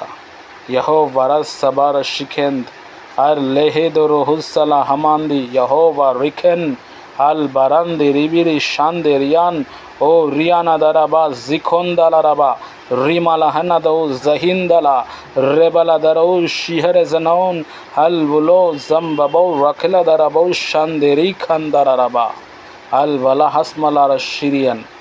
ప్రభా, ప్రతి బిడ్డలో మీ ప్రభావం దయచేసి నీ నామాన్ని మహిమ తెచ్చుకోమని యేసు నామంలో ప్రార్థిస్తున్నాను తండ్రి, ఆమేన్. శ్వేత, దాన్ని కూడా కూర్చో, ప్రేయర్ చేద్దాం. మంచిది, అందరు కూడా మీరు మీ కుడి చేయి తల మీద పెట్టుకొని మీరందరూ కూడా ఈ ప్రేయర్ మీరు పలకాలి. మీరు పలకకుండా మీరు వింటే మీకు రివర్స్ అవుతుంది. ఒక 5 నిమిషాలు 10 నిమిషాల్లో ఈ ప్రేయర్ అయిపోతుంది. ఇప్పుడు ఈ ప్రేయర్ చేస్తున్నప్పుడు మీకు ఫోన్లు వస్తుంటాయి, ఒళ్ళంతా దురద అవుతుంటుంది, పిచ్చికుంటుంది. అవన్నీ పట్టించుకోకండి. ఫస్ట్ ఆఫ్ ఆల్ ఈ ప్రేయర్ వినండి. నేను చెప్పినట్టు ఈ ప్రేయర్ చేయండి. ఈ ప్రేయర్ని మీరు నెగ్లెక్ట్ చేసినారంటే నేను చెప్పింది రివర్స్ అవుతుంది. మీకు ఈ ప్రేయర్ అయిపోయే లోపల మీకు ఏదో ఒకటి జరిగిపోతుంది. కాబట్టి చాలా పవర్ఫుల్ ప్రేయర్ మనం చేస్తున్నాము. మీరందరూ కూడా నమ్మండి. ఎస్, దేవుడు కార్యం చేస్తాడు, విజయం వస్తుంది. అంటే తర్వాత సంగతి ఏమైనా జరగని విడుదల మాత్రం వస్తుంది. మీరందరూ కూడా విశ్వాసంతో మీ కుడి చేయి మీ తల మీద పెట్టుకొని నేను ప్రార్థిస్తాను, దాని ప్రకారం మీరు ప్రార్థించండి. మంచిది, మనం ప్రార్థన చేసుకుందాం. స్తోత్రం యేసు ప్రభా, నీకు వందనాలు ప్రభువా. ఈరోజు ఈ బలిపీఠం గురించి మీరు నాతో మాట్లాడినారు. అవును ప్రభువా, మా పూర్వీకులు కట్టిన బలిపీఠం ప్రభా, మా పితరులు చేసిన పాపము ప్రభా, ఆ బలిపీఠం మీద పనిచేస్తున్న శక్తి మా కుటుంబంలో కూడా పనిచేస్తుంది ప్రభా. ఆ శక్తి నుంచి మీరు మమ్మల్ని విడిపించు. మా పూర్వీకులు చేసిన పాపాలు ఒప్పుకుంటున్నాము. యేసయ్యా, నీ రక్తంతో కడగండి. యేసయ్యా, పరిశుద్ధపరచండి. ఒప్పుకుంటే చాలు, క్షమిస్తావని చెప్పినావు. మీరు మా కొరకు సిలువలో చనిపోయారని మేము నమ్ముచున్నాము ప్రభువా. నీ రక్తంతో కడుగు. మా పూర్వీకులు చేసిన పాపాలు, మా అమ్మా నాన్న చేసిన పాపాలు, మా అత్త మామలు చేసిన పాపాలు వాళ్ళ పూర్వీకులు చేసిన పాపాలు, వాళ్ళు నీకు విరుద్ధంగా ఏదైనా బలిపీటలు కట్టి ఉంటే ఆ పాపాలన్నీ నేను ఒప్పుకుంటున్నా. ప్రభువా నన్ను క్షమించు, వారిని క్షమించు, నీ రక్తంతో కడిగివేయి, నీ రక్తంతో కడిగివేయి. ప్రభువా కడిగినందుకు వందనాలు. మా ఇంట్లో పనిచేస్తున్న బలిపీఠం ద్వారా తన శక్తిని యాక్టివేట్ చేస్తున్న బలిపీఠపు ఆత్మ యేసు నామంలో బయటికి రా. యేసు నామంలో నన్ను విడిచి పారిపో, నీకు అధికారం లేదు. యేసు నామంలో కూలిపో, యేసు నామంలో కూలిపో. నా ఒంట్లో రక్తాన్ని పీల్చేస్తున్నా రక్త పిశాచి తల నుంచి అరికాల వరకు బాధలు వేదనలు పుట్టిస్తున్న దుష్టాత్మ యేసు నామంలో బయటికి రా. నాకు వ్యాపారం లేకుండా, నాకు చేతికి డబ్బులు రాకుండా, అప్పుల మీద అప్పులు పెట్టి శోధన పెడుతున్న ఆత్మ, యాక్సిడెంట్ చేపించి నన్ను ఇబ్బంది పెడుతున్న ఆత్మ, నా కుటుంబంలో ఉన్న ఆత్మ యేసు నామములో బయటికి రా. నేను నా బంధకములన్నీ యేసు నామములో తెంపేస్తున్నా. నువ్వు నాలో ఉండనీకి వీల్లేదు, నా కుటుంబంలో ఉండనీకి వీల్లేదు, నా మీద పనిచేయనీకి వీల్లేదు. యేసు నామములో వెళ్ళిపో, యేసు నామములో వెళ్ళిపో, యేసు నామములో వెళ్ళిపో. బయటికి రా. నువ్వు నాలో ఉండనీకి వీల్లేదు. నా పిల్లల భవిష్యత్తును, నా భర్త భవిష్యత్తును, నా భార్య భవిష్యత్తును, మా అమ్మ నాన్న భవిష్యత్తును నాశనం చేస్తున్న దుష్టాత్మ, చీకటి ఆత్మ యేసు నామములో లయమైపో, యేసు నామములో బయటికి రా. నీ వల్ల కాదు, యేసు నామములో బయటికి రా. నీ శాపాలన్నీ నేను విరగొడుతున్నా. నా పూర్వీకులు కట్టిన బలిపీఠాలు, ఆ శక్తులన్నీ నేను విరగొడుతున్నా. నా ఆత్మలో బలిపీఠాలు విరగొడుతున్నా. యేసు నామములో విరగొడుతున్నా, యేసు నామములో విరగొడుతున్నా. నా వివాహానికి అడ్డుగా నిలబడిన దురాత్మ, నా కుటుంబాన్ని ఏల్తున్న దుష్టాత్మ, నా కుటుంబానికి విరుద్ధంగా పనిచేసిన దుష్టాత్మ యేసు నామములో బయటికి రా. నీకు అధికారం లేదు. నేను యేసు ప్రభు బిడ్డను, నాలో యేసయ్య ఉన్నాడు. ఎట్టి పరిస్థితుల్లోనూ పనిచేయనీకి వీలేదు. నీ అప్పు రాజ్యం యేసు నామములో కూల్చేస్తున్నా, యేసు నామములో కూల్చేస్తున్నా. నాకు గొప్ప ఆశీర్వాదం వచ్చింది. ఆ ఆశీర్వాదంతో నేను ముందుకు వెళ్తా. నా ఇంట్లో ఉన్న వారిని దేవుని తట్టు తిప్పకుండా చేస్తున్న దుష్టాత్మ, వ్యసనాలు పెట్టి ఇబ్బంది పెడుతున్న దుష్టాత్మ, తాగుడు అనే వ్యసనం పెడుతున్న ఆత్మ, ప్రార్థన చేయకుండా చేస్తున్న ఆత్మ యేసు నామములో బయటికి రా. యేసు నామములో బయటికి రా. యేసు నామములో బయటికి పో. యేసు నామములో విరిగిపో. యేసు నామములో విరిగిపో. ప్రభువా నీకే వందనాలు. ఈ బలిపీఠపు ఆత్మ నుండి నువ్వు విడుదల చేసినందుకు వందనాలు. నీకు సాక్షిగా మేము ఉండులాగున మీరే సహాయం చేయమని, పాపంలో పడకుండా మమ్మల్ని మేము కాపాడుకునే విధానం అనుగ్రహించమని యేసు నామంలో ప్రార్థిస్తున్నాను తండ్రి. ఆమేన్. రైట్, ఇప్పుడు నేను చిన్న ప్రార్థన చేస్తా. స్తోత్రం ప్రభా, ఇప్పటి వరకు నీ బిడ్డలు ప్రార్థించినారు, వాళ్ళు ఒప్పుకున్నారు, వాళ్ళ ఆత్మలో ఏదో జరిగించినందుకు వందనాలు ప్రభా. ఈ చేసిన ప్రార్థనకి వాళ్ళ గొప్ప విడుదల కలిగించి ఇంకా వాళ్ళ విశ్వాసం ఎదుగుట గొప్ప కృపదాయిచ్చి. నీ బిడ్డలు ఎంతోమంది బంధకాలతో శోధనతో ఉన్నారు ప్రభా. ఈ బంధకాలు విరుగుతూనే వాళ్ళలో విశ్వాసం పెరుగుతుంది. వాళ్ళు ఇంకా నీ కొరకు సాక్షిగా ఉంటారు. అనేక మందిని విడుదల చేయగలుగుతారు.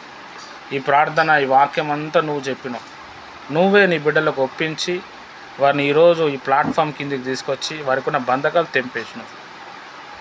ఎన్నో సంవత్సరాల నుంచి ఆగిపోయిన ప్రార్థనలకు ఈ వారంలో జవాబు వచ్చును గాక. ఆగిపోయిన పనులన్నీ అయిపోను గాక. యేసు నామంలో అవును గాక. మీరు కార్యాలు జరిగించు. నీ బిడ్డలు మీరు లేవనెత్తు తండ్రి, నీ సాక్షిగా నిలబెట్టు. అన్యులు, బంధువులు, రక్త సంబంధికులు ఎంతమంది ఎందుకు నమ్ముకున్నా యేసయ్యని, ఏమొచ్చిందని ఎంతమంది అవమానపరచు, వాళ్ళందరూ విభ్రాంతి చెందాలి, వాళ్ళు ఆశ్చర్యపోవాలి. నువ్వు ఈరోజు వీళ్ళ మీద పెట్టిన ఆ వెలుగు, ఆ మంటను చూసి ఆ వెలుగుకి ప్రభు అనేక మంది ఆకర్షింపబడును గాక. యెహోవా సబార శిఖందలార్, మీరు అద్భుతాలు ఆశ్చర్యకార్యాలు జరిగించి ఈ ప్రార్థనకు మీరు జవాబు ఇవ్వమని ప్రభు అయిన యేసుక్రీస్తు నామంలో ప్రార్థిస్తున్నాను తండ్రి. ఆమెన్. ప్రభు అయిన యేసుక్రీస్తు కృప, తన యొక్క పరిశుద్ధాత్మ సహవాసం ముఖ్యంగా మీకు సదాకాలం తోడే నడిపించును గాక. ఆమెన్. మంచిది. అందరికీ ప్రైజ్ ది లార్డ్. ఈ ప్రేయర్ చేస్తున్నప్పుడు మీకు ఏదైనా అనిపిస్తే, మీ మూమెంట్ ఎట్లా ఉంది, మీకు ఏదైనా వెళ్ళిపోయినట్టు ఏదైనా అనిపిస్తే మీ సాక్ష్యం పంచుకోండి. చెప్పేటప్పుడు మీ పేరు చెప్పండి. Thank you. తమ్ముడు, మా సాలూరు, నాది పార్వతి నా పేరు. మరి నేను ఈరోజు యాక్సిడెంట్ గురించి వినడం వల్ల అసలు చాలా డిస్టర్బెన్స్ అయిపోయాను. అక్కడ చూడడానికి వెళ్ళకపోయినా సెల్లో చూశాను. అసలు ఆ గుండెకయ్యేట మనిషి అదంతా చూసింది అంతను అసలు ఏ పని చేయబట్లేదు, చెమటలు ఎక్కిపోతాను, గుండె కొట్టుకుంటుంది. పాపకాడ ఈ శైలు తీసుకొని ప్రేయర్ వింటాను, ఎక్కడైనా మనశ్శాంతిగా ఉంటానని తీసుకున్నాను. కానీ ఫోన్ వస్తుంటే ఎప్పుడూ లేదు, నేను అలాగ తుల్లుపడి ఎగిరిపోతాను. నా శబ్దానికి అంత భయంగా ఉన్నది నాకు. ఏటి ప్రభు ఏటి ఇలాగున్నదని చెప్పేసి ఎంతో వేదంతో ఉన్నాను. ఆ వాక్యం విన్న తర్వాత ఇప్పుడు ప్రేయర్ చేశారు కదా, ఆ ప్రేయర్ చేసినప్పుడు నాతో పాటు మా ఆయన కూడాను అలా పలికారు లాస్ట్ వరకు తల మీద చేసుకొని. అసలు నాకు ఆశ్చర్యం అయిపోయింది. ఆయనే ప్రేయర్ చేశారా, తల మీద చేసుకొని ఒప్పుకున్నారా అని అనుకోని ఆశ్చర్యం వేసింది. ఆ గుండెల్లో ఉండేది, గుండెల్లో లేదు, చెమట ఎక్కడం లేదు, ఒళ్ళంతా తేలికైపోయి చాలా తేలికైపోయి ఫ్రీగా ఉన్నాను. మరి ఆ ఆలోచన తలంపు ఏమీ లేదు. ఇదే టైంలోని నిన్నైతే చాలా చాలా చాలా ప్రేయర్ చేస్తుంటే తిట్టి పోసేసి ఇళ్ళల్లో గందరగోళం చేశారు. ఆ టైంలోనే నేను ప్రేయర్లో ఉంటాను కాబట్టి ఆయన ఇలాగ అలర్ట్ చేశారు. సైతాన్ని వెళ్ళిపోమని ఎంతో గద్దించాను. కానీ ఈరోజు ప్రేయర్లో మాత్రం ఎంత సంతోషంగా ఆయన ప్రేయర్ వాక్యం విన్నారు, ప్రేయర్ చేయించుకున్నారు, ఒప్పుదల చేశారు. నాకు చాలా ఆనందంగా ఉన్నది, చాలా విడుదల వచ్చింది. నేను నమ్ముతాను. చాలా థ్యాంక్స్ తమ్ముడు. మా ఆయన కూడా ఆలకిస్తున్నారు. ఆయన కోసం కూడా చెప్తాను. మీరు ఏది చెప్పారు అన్నీ చేశారు, విన్నారు, ప్రేయర్ చేసుకుంటారు. అన్నీ ఒప్పుదల ప్రార్థన ఈరోజు చేయడము నాకు చాలా సంతోషం అనిపించింది. ఎందుకంటే అతను ప్రేయర్ ఎప్పుడు చేయడం సరిగ్గా తెలీదు. తెల్లవారి వాక్యం చదవడము, బైబిల్ చదవడమే తెలుసు. చాలా థ్యాంక్స్ తమ్ముడు. చాలా గుండె తేలికుంది, గుండెలు నొప్పి తట్టుకోలేకపోయాను అయితే ఆ యాక్సిడెంట్ సెల్లో ఫోటో చూసి. ప్రైజ్లాడ్ అన్న, అందరికి ప్రైజ్లాడమ్మ. ఇందాక ప్రేర్ చేసినప్పుడు అన్న రెండైతే మీద చేసుకుని ప్రేర్ చేసుకున్నప్పుడు వాళ్ళంతా ఏదో లో నుంచి ఏదో బయటకు వెళ్ళిపోయినట్టు అనిపిస్తుంది అన్న. ఇప్పుడు బాడీ చాలా తేలిగ్గా ఉంది, యాక్టివ్గా ఉన్నది. కొంచెం బద్ధకంగా ఉన్నాను, కానీ ఇప్పుడు చాలా బాగుందన్న. చేసుకున్న తర్వాత డిస్టర్బెన్స్ వచ్చింది. మా సార్ కూడా 3 సార్లు ఫోన్ చేశారు, నేను కట్ చేసినాను. ఈ ప్రేయర్ చేస్తున్నప్పుడు ఏదో తెలియదు ఆనందం, మా యాక్టివ్ ఎనర్జీ ఎక్కువ వచ్చిందన్న. నేను బైబిల్లో చదివాను, పురుషుడు శిరస్సు దేవుని శిరస్సు అని. ఆ శిరస్సు మీద చేసుకుంది అంటే ఆయన ప్రమాణం చేశామన్నమాట. నా శిరస్సు మీద చేసుకుని ప్రమాణం చేసినట్టుగా అనిపించింది. అన్ని ఒప్పుకున్న పాపాలను తెలిసిన చేసిన తెలియక చేసిన పాపాలను ఒప్పుకోవడంతో ఆ రిలీజ్ అయ్యనమాట. ఏదో బయటికి వెళ్ళిపోయినట్టు అనిపించింది. చాలా తేలిక ఉందన్న. థ్యాంక్ యూ అన్న, థ్యాంక్ యూ సో మచ్.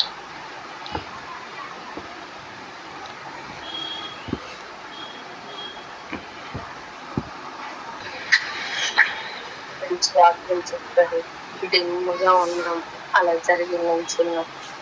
ఏం తోచలేదు, మైండ్ డిప్రెషన్లో ఉంది. ఆ టైంలో మీరు వాక్యం అందించారు. మీరు చెప్పినవన్నీ పలుకుతున్నప్పుడు ఒళ్ళంతా చెమటలు పట్టింది. ఒంట్లో ఉన్న ఆందోళన అంతా పోయి ఫ్రీ అయిపోయాము. ఇంకోటి ఏంటంటే మీరు అన్నిన్నో భార్య భర్త పిల్లలు అనేసి అని చెప్తున్నారు చూడండి. అలాంటప్పుడు కూడా నా భర్తను కూడా మీరు మార్చండి, నా భర్త కూడా ఇలా గొప్పదాన్ని ప్రార్థన చేయడానికి సాయం చేయకండి అని నేను ప్రార్థన చేసుకున్నాను. అది దేవుడి చిత్తం. ఆయన దేవుళ్ళలోకి రావాలి. వచ్చి వెనక్కి వెళ్ళిపోయారు. మరి దురాత్మలు ఏమైనా పట్టుకుంటేనే ఇలాగా జరుగుతుంది అన్నారు కదా. మరి ఈ రోజు నుంచి ఆయన కోసం ప్రేయర్ చేయాలని ఇంతవరకు నేను అనుకోలేదు. ఇప్పుడు మీరు ఈ వాక్యం చెప్పాక పూర్వీకుల శాపాలు పాపాలు ఉంటాయి కదా, అందుకే అలాగే ఉంటారు అని మీరు ఈ వాక్యాన్ని బట్టి నేను నిర్ణయించుకున్నాను. ఏ జావం లేసి ఆయన కోసం ప్రేయర్లో పెట్టాలని అని ఇప్పుడే ఆ మనసు వచ్చింది. ఇంతవరకు నాకు అలాగే అతని మీద కోపం తప్ప నాకు ఎంత పిసరు అతని కోసం ప్రేయర్ చేయాలని ఎప్పుడు అనిపించలేదు తమ్ముడు. నిజం చెప్తాను, ఎప్పుడు కూడా కోపం కోపం కోపం అతను చూస్తే నాకు ఎక్కడ లేని కోపం వచ్చేస్తుంది. అలాంటిది ఇప్పుడైతే ఆయన కోసం, ఒకవేళ ఆయన ఏ దురాత్మ పట్టుకుందో, తాగుడైన దురాత్మ అని మీరు అన్నారు కదా, అప్పుడు నేను ఆయన కోసం పలికాను. ఆయనకు విడుదల వస్తుంది అనేసి నమ్మకం కూడా నాకు వచ్చింది. ఎక్కువ నమ్మకం వచ్చింది. ఇక మీద ఈ రోజు నుంచి నేను స్టార్ట్ చేస్తాను. దేవుడు ఎందుకు విడుదల ఇస్తాడు అనే ఒక పూర్తి నమ్మకం నాలో అయితే కలిగింది. థ్యాంక్స్ తమ్ముడు. నిజంగా ఈ వాక్యము ఇంతవరకు నాకు తెలియదు కూడాను. ఇలాగా నిజంగా దేవుడు కృతజ్ఞతలు. దేవుడు మిమ్మల్ని దీవించాలి. ఇస్తున్న సాక్ష్యాన్ని దేవుడు దీవించాలి.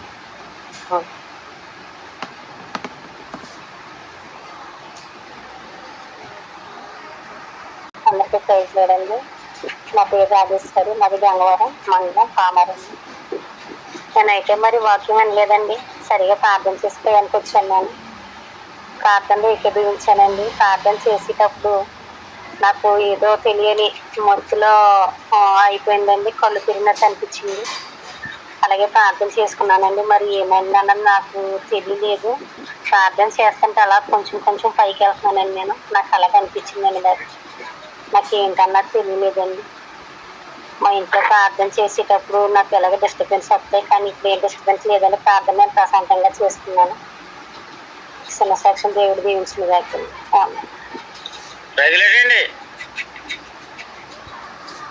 ప్రైజ్ లార్డ్ బాగా. Thank you.